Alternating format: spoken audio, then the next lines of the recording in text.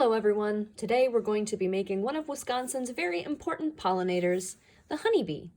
For this project, what you're going to be needing is a piece of paper. It can be yellow or it can be white. It really doesn't matter. The next supply you're going to need is your scissors, your glue stick, and something black so that you can make the stripes on your bee. We're going to go ahead and start with our scissors. And what I'm going to do is I'm going to take my scissors and I'm going to put it in the middle of my paper. And by the way, my paper is going the side to side way. So now I'm going to take my scissor and I'm going to chomp all the way across so that I now have two pieces.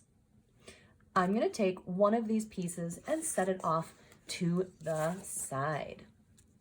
Now this piece is going to be the body of our bee, except it doesn't really look very much like a bee. We want this rectangle to be more round, more bee-shaped. So here's what we got to do. Taking my scissor, and Mr. Alligator, by the way, is very, very hungry today. And Mr. Alligator really loves to eat big, juicy corners. So the first thing I'm going to do is find a big, juicy corner. I'm going to put it right in the middle of Alligator's mouth and I'm going to chomp. And then I'm going to turn my paper and do the same thing over here. I'm going to find another big juicy corner and chomp. And again, chomp. And again, last corner and chomp. So now we have a shape that kind of looks like a big yellow stop sign, but it's not very round. There's still points on this shape that we need to take care of. Now, Alligator is pretty full, but I bet he still has room for dessert. So anywhere we see one of these tiny little points, we're going to take the very, very tip of our Alligator, we're going to put it on those little points and just nibble.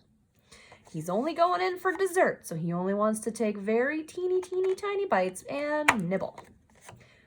Everywhere I see one of those tiny little pokes, I'm gonna nibble it off, and nibble, and nibble, and nibble.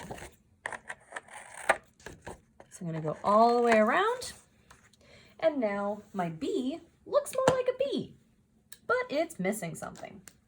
Go ahead and give your bee an eye by drawing a circle. You can even give it that pupil so it looks like it's looking at you. You can give your bee a smiley face because it's ready for spring. And of course, we need to add those stripes on the body of our bee. So go ahead and give your bee some stripes. You can do this with a crayon, a marker, or a colored pencil if you have one. Now our bee is still missing a few things. One thing it's missing is its stinger. Now, honeybees and bumblebees don't really like to use their stingers. They only use them if they're feeling in danger. So if we leave the bees alone, they will leave us alone. So to make my stinger, I've got this extra piece of paper that I set aside before.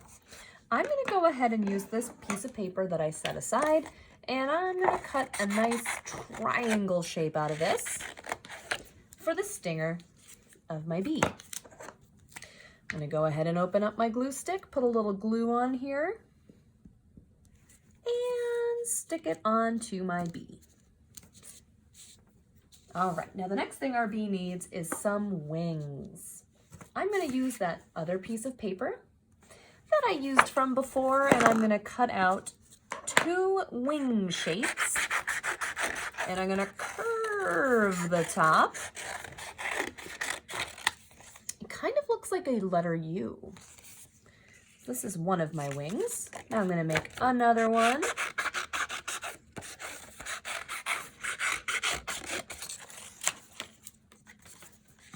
And there we go. Now I've got two wings for my bee.